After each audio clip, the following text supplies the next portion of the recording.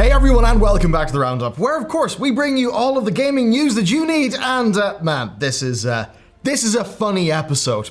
So Google's latest cunning plan for Stadia is, well, it's both desperate and a pretty good deal, but also not really for the reasons that they want.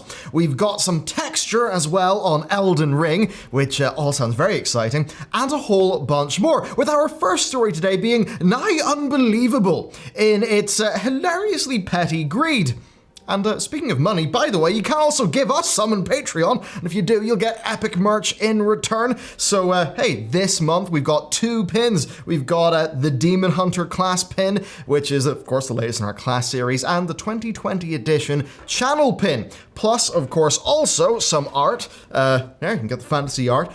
So you get all of that for the $25 tier. Of course, proceeds all go into what we're doing, increasing the team size, taking good care of everyone, game development, oh, there's fun stuff there, and channel development. So it's a real win-win for everyone. Thank you for all of your support. That is the November Patreon stuff. And with that said, let's get right into the news. Okay, look. I'm gonna ask you to have faith. This story is a hilarious one of wild greed. So much so that I bumped it to be the top story of this video, even though I know that we don't have that many diehard Pokemon fans in the audience. But seriously, listen on, this is really wild.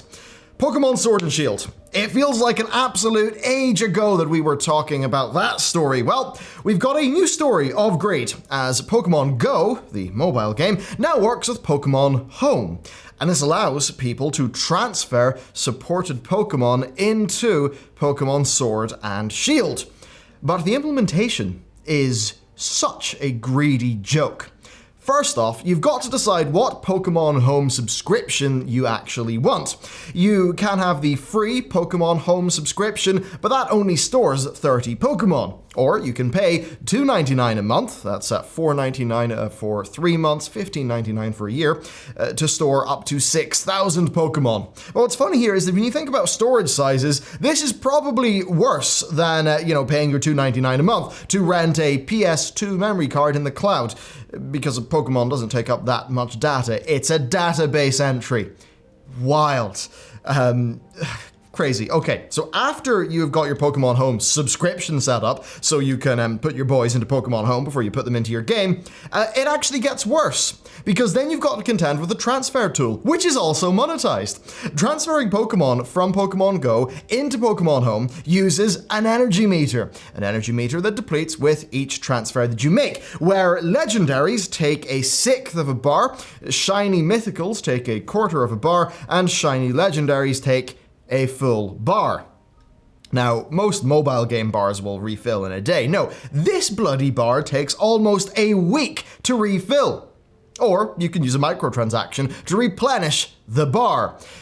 Yes, what is this clown universe in which we live where this is what's going on? Now, it costs 1,000 Pokecoins to refill the bar. Now, you can earn small amounts of said coins in Pokemon Go, or of course, you can buy them, where 1,200 costs $9.99. So yes, transferring a shiny legendary from one game to the other costs, almost $9.99 to transfer. And remember, this is Pokemon fans we're talking about.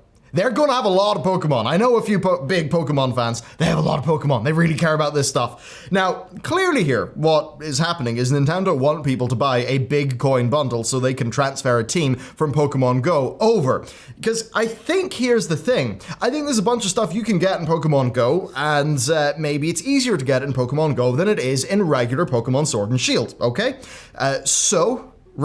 What the plan would be is to give you the acquisition of said Pokemon, but essentially set up a system where you've got to cash those Pokemon out to get them into the game where the power maybe matters a little bit more to you, one of the mainline Pokemon games. Therefore, they essentially want to give you this way to get these Pokemon, and then to basically tax the hell out of actually being able to use those Pokemon via a system like this. So in a way, you could sort of see it as doubling down on the whales, be it the big collectors or the people who are really trying to focus in on getting the most optimal Pokemon team.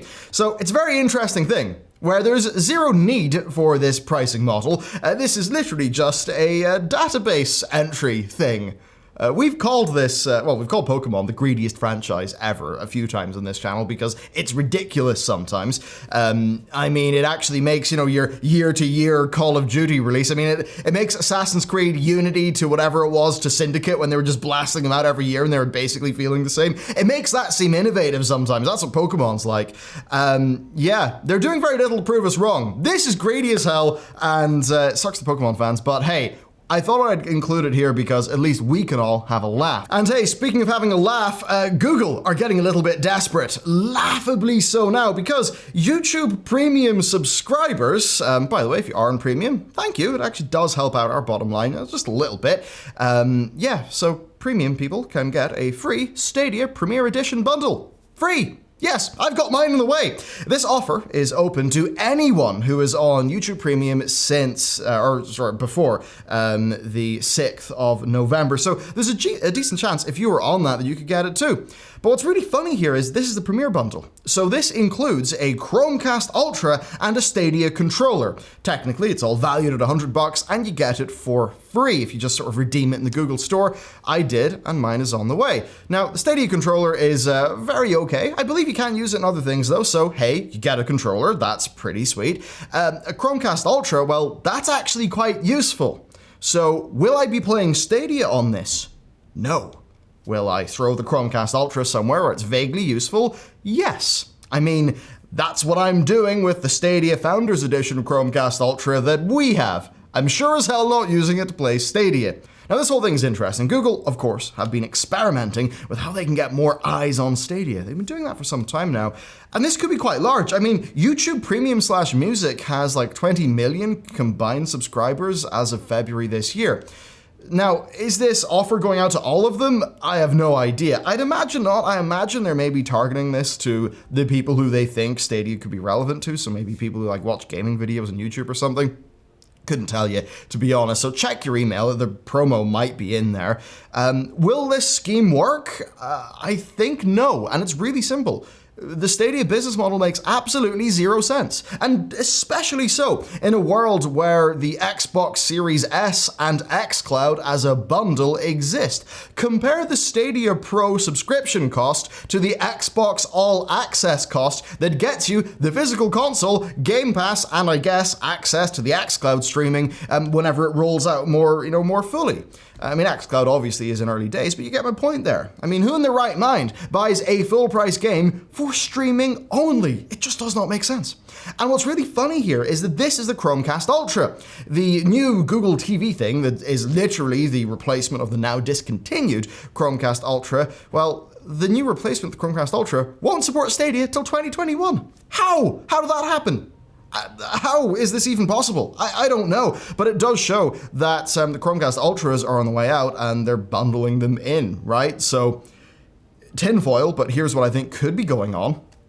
I think they massively overproduced the kit that they needed for this Stadia Premier Edition bundle. I really suspect that happened. And I think they now have a whole bunch of spare stock, right? They're discontinuing the Chromecast Ultra anyway.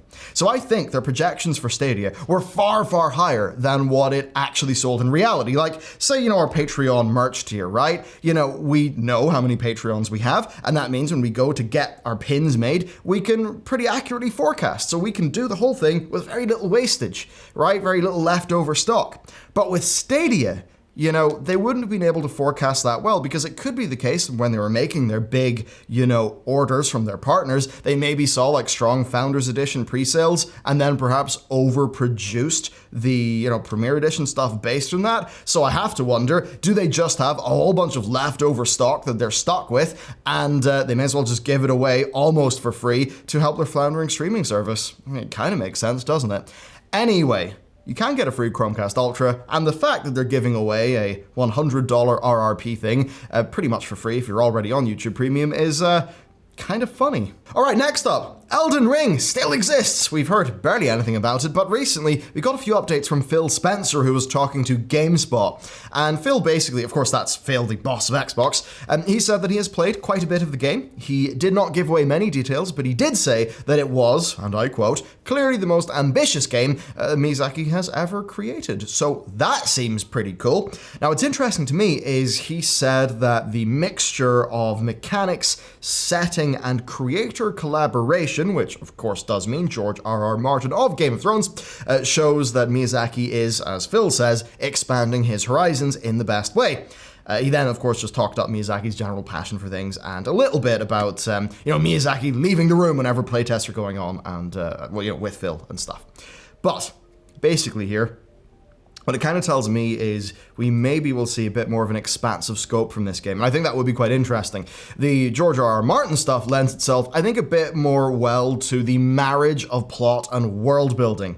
So what I think the Souls-like games have done really, really well is having a lot of world building. They really do feel like rich places with a history, especially as you start to read those item descriptions, but maybe in terms of plot directly, there hasn't been as much. So I have to wonder if some of the George stuff is tying all of that together, maybe in a way where we'll see a world that maybe feels as rich as Westeros, at least Westeros from the books. So yes, maybe we could expect some more ambition there. Now, as for what Phil said about mechanics, that'll be interesting to see. I do wonder if that means this game is going for a little bit more outside of just its combat mechanics.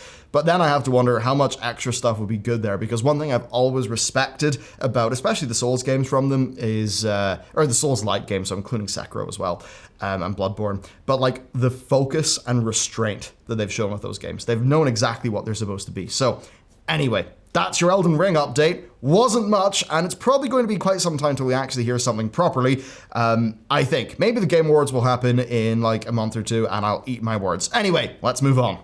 Alright, next up. How long are we still going to be talking about old consoles when doing the gaming news? Well, Sony are going for a harder than Microsoft generational reset, but their head of platform planning did say that cross-gen is going to be important for a transitional period, and this is the key thing for why we're covering this. He said that it could take 3 years.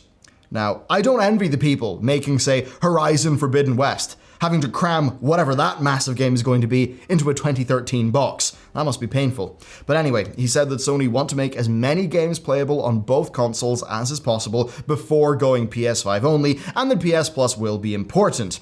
Now, obviously they would say that because if Horizon Forbidden West only releases on the PS5, and it releases decently soon, I mean, just say first half of next year or something. I don't know, I forgot when it's actually going to come out, but if they did that, it would sell terribly compared to the previous one, because they have 110 million PS4s floating about the place. So it does make a lot of sense to do it this way, especially if they can get the cross-gen upgrades sort of like built in there.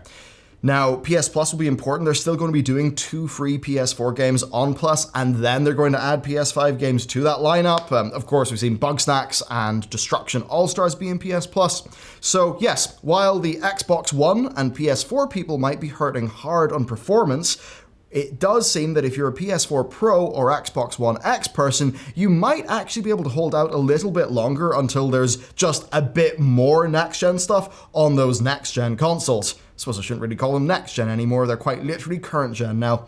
Honestly though, and I know this kind of will sting, but really, I hope the sooner we're off these old consoles, the better, right? Because making a game that will scale to from a base PS4 to a PS5, that must be a challenge. I mean, just look at the poor bastards at CD Projekt Red, right? I mean, reportedly their delays are in large part because they've got to cram this absolutely ginormous game into the base last-gen consoles, which seems like a nightmare. Okay, so we're on YouTube, but I should mention what's been going on with our Twitch friends, where Twitch have finally apologized for how they've handled the DMCA claim surge that a lot of Twitch people have been experiencing. And this is one that has caused many creators to just, a lot of the times out of fear, mass delete huge amounts of content, because going through all of your clips to find the ones that are infringing is, not particularly ideal.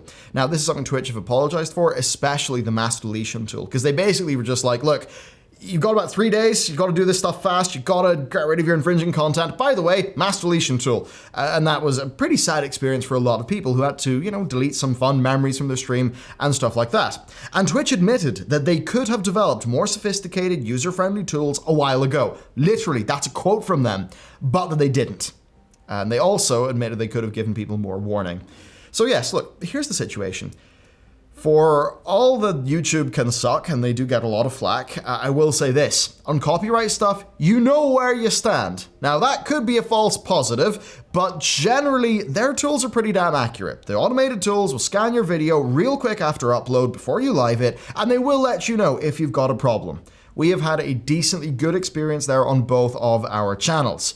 And it's the sort of thing where that is YouTube having tools to have compliance with the industry, which, while that might suck, at least it means you have a dependable system that you can deal with.